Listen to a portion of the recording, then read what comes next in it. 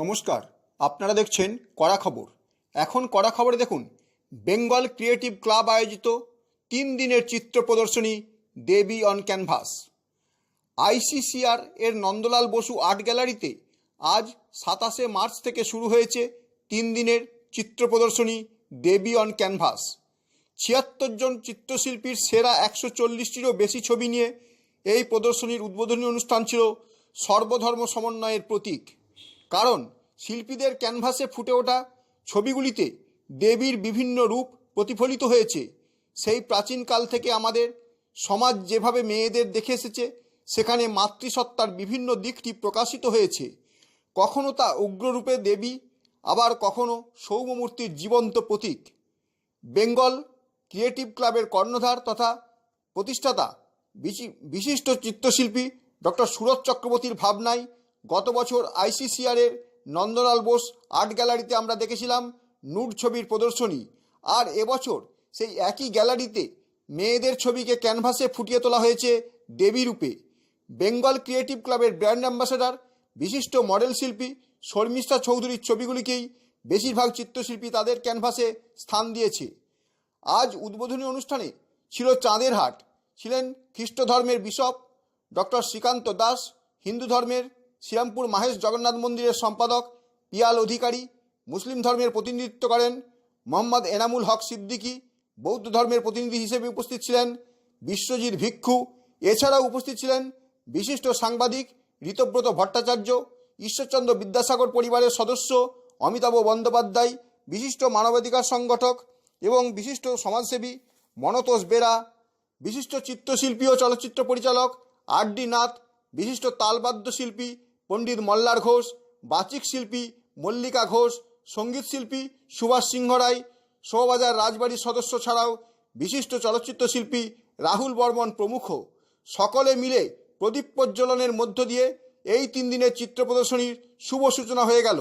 চলুন এখন আমরা সরাসরি চলে যাই বেঙ্গল ক্রিয়েটিভ ক্লাবের প্রতিষ্ঠাতা ও কর্ণধার বিশিষ্ট চিত্রশিল্পী ডক্টর সুরজ চক্রবর্তীর কাছে। তার মুখ থেকে শুনে নিই দেবী অন ক্যানভাস প্রসঙ্গে কি বললেন তিনি। দেখুন, আমাদের ভারতবর্ষে কোথায় যেন একটা রিয়ালিস্টিক ছবি হারিয়ে যেতে বসেছিল। সেইখান থেকে আমরা রিয়ালিস্টিক ছবির ওপর জোর দিয়েছিলাম এবং সারা ভারত তথা বিশ্বের বিভিন্ন জায়গাতে এই এক্সিবিশনটা করেছিলাম। হয়তো এটা পৃথিবীর মধ্যে প্রথম এক্সিবিশন। এবারও দেখুন, সারা পৃথিবীতে আমরা 3য় বিশ্বযুদ্ধের দোরগোড়ায় দাঁড়িয়ে সর্বত্র হিংসা, একটা ধর্মীয় গ্লানি বা ধর্মীয় হিংসার মধ্যে রয়েছে।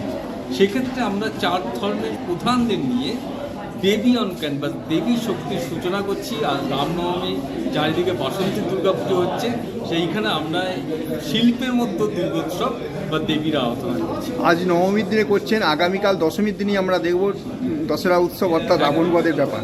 তাহলে আপনি কি বলতে চাচ্ছেন, আমাদের যে অসুরিক শক্তি আছে, সেই অসুরিক শক্তিটা কি আগামীকাল চাইছি প্রত্যেক মেয়ে, মা, কন্যা প্রত্যেকের দিন সেই থিমটা নিয়ে সমাজে এই দেবী রক্ষা হোক, দেবী শক্তির জয় হোক এবং সমাজে একটা শুভ বার্তা যে হিংসা মারামারি আমরা চাই।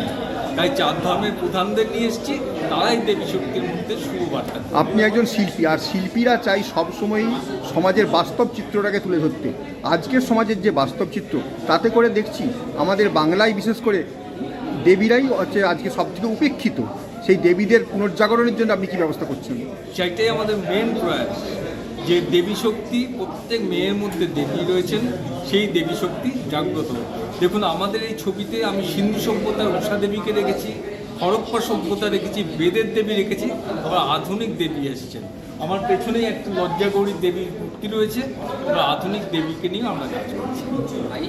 কতগুলি ছবি স্থান পেয়েছে? 100টা ক্যানভাস রয়েছে, তারপর স্কাল্পচার রয়েছে, ব্রোঞ্জ নির্মিত স্কাল্পচার রয়েছে, ফটোগ্রাফস রয়েছে। আর আজকে উদ্বোধনী অনুষ্ঠানে বিশেষ বিশেষ অতিথির মধ্যে কাকে থাকছে? আমাদের উদ্বোধনী অনুষ্ঠানের প্রধান থিম, যেটা যেহেতু আমরা 4 ধর্মের প্রধানকে রেখেছি, যেহেতু একটা শুভ বার্তা দেওয়ার জন্য আমাদের বিশপ আসছেন, তারপর মুসলিম ধর্মগুরু আসছেন এবং বৌদ্ধিস্ট ভিক্ষু আসছেন এবং জগন্নাথ মন্দিরের প্রধান আসছেন। এটা আমাদের বিরাট ব্যাপার। এবং তাছাড়া আমরা আমাদের তরফ থেকে সমাজে যারা বিশেষ ব্যক্তিত্ব তাদের আজকে আমরা সম্মানিত। এরপর আমরা চলে যাব বেঙ্গল ক্রিয়েটিভ ক্লাবের ব্র্যান্ড অ্যাম্বাসেডর বিশিষ্ট মডেল শিল্পী শর্মিষ্ঠা চৌধুরীর কাছে। তার মুখ থেকে শুনব দেবী অন ক্যানভাস প্রসঙ্গে কি বললেন তিনি। আসলে আমাদের বেঙ্গল ক্রিয়েটিভ ক্লাব বরাবরই ভারতীয় শিল্প ঐতিহ্য এবং আধ্যাত্মবাদকে প্রাধান্য দিয়ে এসেছে।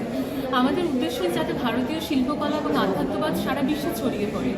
তো গত 2 বছর আমরা তাই নিউজের উপরে এক্সিবিশন করেছিলাম, কারণ নগ্নতা আমাদের ভারতীয় শিল্পের একটি ঐতিহ্যপূর্ণ অংশ এবং আধ্যাত্মবাদের সাথে নগ্নতা ভীষণভাবে জড়িয়ে। তো এই বছর আমাদের এই প্রয়াস হচ্ছে দেবীর শক্তি। এখানে শিল্পীরা দেবীর সাবজেক্টের উপরে কাজ করেছে, বিভিন্ন শিল্পীর চোখে দেবীর রূপ যেরকম তারা আমরা স্টাডি করে কাজটা করেছে। সকলকে আমরা দেখতে আসার জন্য ভীষণ ভালো লাগে। যখন দেবীর উপরে কাজ হচ্ছে সেখানে আমাদের বাংলায় দেবীরা কিন্তু দেখতে পাচ্ছি দিনের পর দিন নিগৃহীত হচ্ছে, এই ব্যাপারে কি বলবেন? এই আমরা আমাদের এক্সিবিশনের প্রয়াসটা এই কারণেই যে দেবী বলতে কোনো আলাদা দেবী শক্তি নয় যে পুজো করতে হবে এরকম ব্যাপার না, কারণ দেবী শক্তি প্রত্যেক নারীর মধ্যেই রয়েছে এবং সেই বিষয়টা বোঝানোর জন্য আমাদের এই এক্সিবিশন।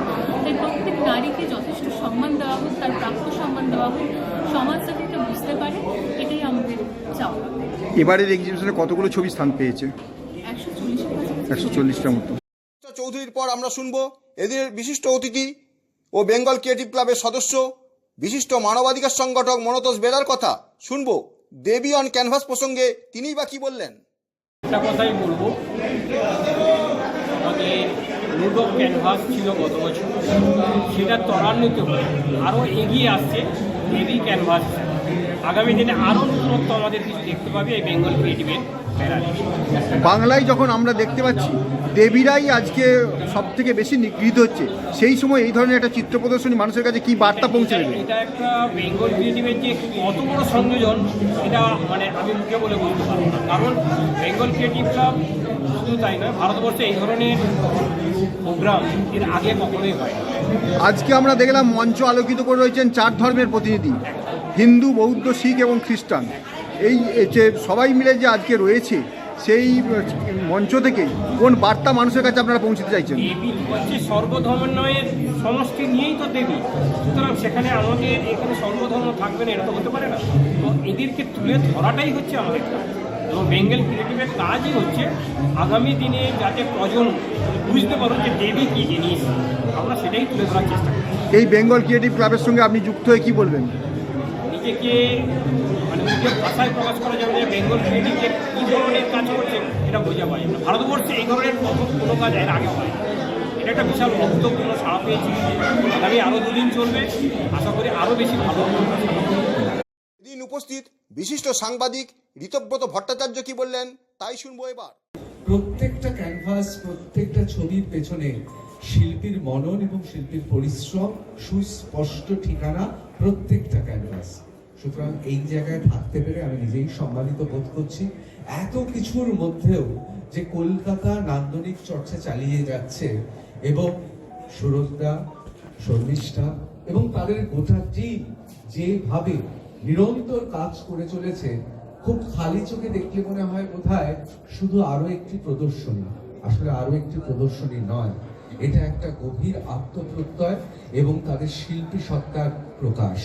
আমার মনে হয় কলকাতা যে তিলোত্তমা খ্যাতি পায় তার কারণ হচ্ছে এইভাবেই আমরা এগিয়ে যাব। এক তিলোত্তমার মৃত্যুতে আপনারা জানেন যে কিরকম শোরগোল পড়ে গিয়েছিল, কিন্তু প্রতিনিয়ত এইভাবে তিলোত্তমারা বেঁচে থাক, শর্মিষ্ঠা মডেল হয়ে থাক, শিল্পীরা থাকুক। এখানে বহু পরিচিত আমার শিল্পীরা ছবি এঁকেছেন, প্রত্যেককে সম্মান জানাচ্ছি এবং আমি নিজেও খুব গর্বিত। আর আমি ক্ষমা প্রার্থী, আমি সারপ্রাইজ পেতে গিয়ে এমন সারপ্রাইজ হয়ে গেছি যে আমি দর্শক আসনেই থাকার কথা ছিল, জানি 5টায় দেখা দিয়েই আমি 6টায় বক্তৃতা দিতে যাব। আজ মুসলিম ধর্মের প্রতিনিধিত্ব করেন মোহাম্মদ এনামুল হক সিদ্দিকী, তিনি বা কি বললেন তাই শুনে নেব এবার। বছর আগে রয়্যাল বেঙ্গলে হয়েছিল একটা অনুষ্ঠানে, বাংলাদেশের একটা প্রোগ্রাম হচ্ছিল। আমি ওনাকে খুবই সাধুবাদ জানাবো। আজকে এত বড় আইসিসিআর একটা বাংলা জুড়ে, কলকাতা জুড়ে একটা খুব নাম করা জায়গার মধ্যে আপনি সর্বধর্মকে নিয়ে আপনি একটা যা মেসেজ দিয়েছেন, আপনাকে অনেক সাধুবাদ, কৃতজ্ঞতা, ভালোবাসা জানাবো। কারণ আজকে ভারতের যেখানে পরিস্থিতি, এখানে আমি পলিটিক্যাল কোনো কথা বলবো না, কিন্তু মানুষ হিসাবে বলবো কি যা ভারতের পরিস্থিতি আছে, যেখানে মানুষের মধ্যে ভেদাভেদ হচ্ছে, সেখানে আপনি সম্প্রীতি ছড়াচ্ছেন। আপনাকে মাথা নষ্ট করে আমি সাধুবাদ জানাবো। আজকে এইরকম পরিস্থিতির মধ্যে দেখুন, আমার কাছে আছেন আমার বন্ধু অনেকদিন দীর্ঘদিনের ফ্রেন্ডস ডক্টর শ্রীকান্ত দা। উনি সবসময় গোটা রাজ্য গোটা বাংলাতে দেখি না, উনি সবসময় উনি সমৃদ্ধির জন্য কাজ করেন।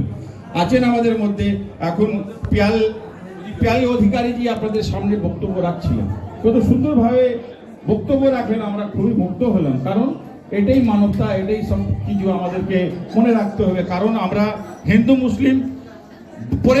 উদ্বোধনী অনুষ্ঠানে উপস্থিত ছিলেন বিশপ ডক্টর শ্রীকান্ত দাস। তিনি কি বললেন তাই শুনবো এবার।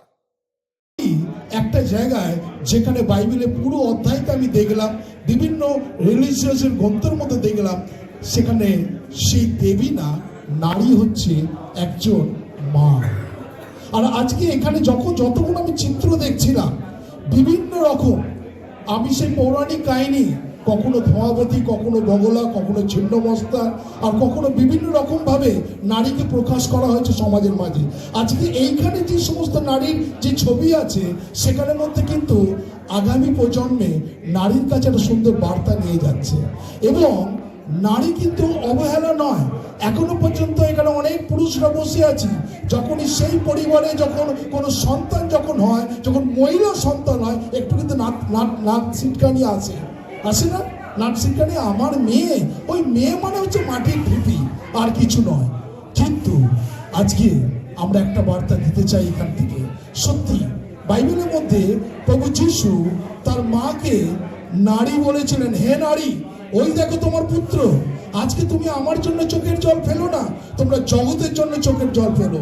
আজকে এই নারী শক্তির মধ্য দিয়ে একটা কথা বলতে চাই, আমি আমার অন্তর থেকে ধন্যবাদ দিই আমাদের শ্রদ্ধেয় যে সিস্টার শর্মিষ্ঠা দিকে আমি অনেক ধন্যবাদ দিই, যেন এইভাবে এগিয়ে যান। আজকে যে সমস্ত জায়গার নারীরা বঞ্চিত আছে, যে জায়গায় নারী অবহেলিত আছে, আজকে এই শক্তির মাধ্যমে একটা নতুন হোক জাগরণ, হোক আমাদের এই ওয়েস্ট বেঙ্গলের নতুন জাগরণ, যেখানে যেখানে নারীকে এখনো অস্পৃশ্য বলে, যেখানে বলে নারী একজন ডাইনি, যেখানে বলে নারী একজন বেশ্যা, সেই জায়গাতে শর্মিষ্ঠা একটা কিন্তু দৃষ্টান্ত একটা রাখছে যে নারী জাগরণ একটা সময় আসবে, নারীরা জেগে উঠবে। অনুষ্ঠানে উপস্থিত ছিলেন বিদ্যাসাগর পরিবারের সদস্য অমিতাভ বন্দ্যোপাধ্যায়। তিনি এদিন বেঙ্গল ক্রিয়েটিভ ক্লাবের প্রতিষ্ঠাতার হাতে একটি বিদ্যাসাগরের ছোট্ট মূর্তি উপহার হিসেবে তুলে দেন। তিনি কি বললেন এখন শুনবো সেই কথা। এই মাটির মূর্তিটা কিন্তু বীরসিংহ গ্রামের মাটি দিয়ে তৈরি। এখানে ঈশ্বরচন্দ্র বিদ্যাসাগরের জন্মস্থান এবং কাঁচা মাটির বিদ্যাসাগর যে মূর্তিটি বানানো হয়, আমরা বিশ্বাস করি বিদ্যাসাগরকে পোড়াতে নেই, এটা কাঁচা মাটির মূর্তি। এ পর্যন্ত 3511তম মূর্তিটা আমি স্মারক হিসেবে তুলে দিচ্ছি। 3010তম মূর্তিটি আমি দিয়েছি সলিল চৌধুরীর কন্যা শ্রী অন্তরা চৌধুরীর হাতে। আর এখানে দেবী যে অদ্ভুত একটা ব্যাপার আমি বলি, যদি জানি না, আমাদের একটু জাস্ট সময়টা নিচ্ছি। মায়াসের জগন্নাথের রথ 600 বছরের পুরাতন, শেওড়াফুলির রাজা তৈরি করে দিয়েছিলেন, মার্টিন পান কোম্পানি তৈরি করেছিল। আমি শ্রীরামপুর বইমেলার কুইজ মাস্টার প্রশ্নটা রেখেছিলাম, কোন কোম্পানি তৈরি করেছিল, কত ফুটের রথ? এটা 50 ফুটের রথ। পাশে আছেন স্যার, রেভারেন্ড স্যার। আমি যে কলেজে পড়াশোনা করেছি সেই কলেজ থেকেই থিওলজি ডিপার্টমেন্টের ডিগ্রিগুলো বেরোতো। আর আজমির শরীফে আমাদের একটা বাড়ি আছে। তাহলে আমি এই জগন্নাথের মন্দির, এই রেভারেন্ড স্যার এবং আজমির শরীফ তিনটে মিলিয়ে, কিন্তু সব থেকে বড় পরিচয় যেটা আমি বিদ্যাসাগর মহাশয়ের মেয়ের দিক থেকে আত্মীয়, এই যে দেবী যে আরাধনা। আচ্ছা বলুন তো, নারী শক্তির কি উন্নয়ন হতো যদি না পণ্ডিত ঈশ্বরচন্দ্র বিদ্যাসাগর আসতেন? 1820 সালে জন্মগ্রহণ করা পণ্ডিত ঈশ্বরচন্দ্র বিদ্যাসাগর তখন একটা জাতি মোগলদের কাছে পরাধীন, ব্রিটিশদের কাছে পরাধীন, কুসংস্কারের অন্ধকারে নিমজ্জিত, এবং মেয়েদের তো পড়াশোনা করাই হতো না। ঠাকুর বাড়ির পরিবারের মহিলারাও আকাশ দেখতেন পালকি থেকে যাওয়ার সময় পর্দা সরিয়ে। সেখান থেকে ঈশ্বরচন্দ্র বিদ্যাসাগর বার করে নিয়ে এলেন, নারী শক্তির উন্নয়ন করলেন, যে দেবী নারী এদের সব থেকে বড়, যিনি সব থেকে বড় সমর্থক, তিনি কোথায় হারিয়ে গেলেন। আজকের অনুষ্ঠানে উপস্থিত ছিলেন বিশিষ্ট চিত্রশিল্পী ও চলচ্চিত্র পরিচালক আর.ডি. নাথ। তিনি কি বললেন তাই শুনে নেব এবার। একটা অভূতপূর্ব আয়োজন, মানে বাংলাতে এরকম আয়োজন আগে হয়নি, এবং সব থেকে বড় কথা আজকের উদ্বোধন, এটা ইতিহাস হয়ে গেল। এই কারণে দেবী অন ক্যানভাস হচ্ছে, সেখানে উদ্বোধন করছে খ্রিস্টান ধর্ম, বৌদ্ধ বৌদ্ধ ধর্ম, হিন্দু ধর্ম, মুসলিম ধর্মের ধর্মগুরুরা এসে আসলে আমাদের মাটি কিন্তু শ্রী চৈতন্যের মাটি। আমাদের মাটি সবাইকে একসাথে থাকতে বলে কৌশলে সেটাকে বিভিন্নভাবে ভাগ করে দেওয়ার চেষ্টা চলছে। আমরা যেন আজকে এক্সিবিশনের মাধ্যমে সেই ভগ্নতার বিরুদ্ধে একটা ঐক্যের বার্তা দিলাম। আমার খুব ভালো লাগছে, এরকম একটা এক্সিবিশনে আমি আমার পেন্টিং দিতে পারি। আপনি কি আপনার খবর সরাসরি সম্প্রচার করতে চান অথবা আপনার এলাকার খবর দেখাতে চান? তাহলে যোগাযোগ করুন কৃষ্ণপ্রসাদ পাত্র, ফোন নম্বর 8622800252 অথবা 8282860856 এই নাম্বারে, অথবা অর্জুন সেন CPRO, ফোন নম্বর 9433138840 এই নাম্বারে।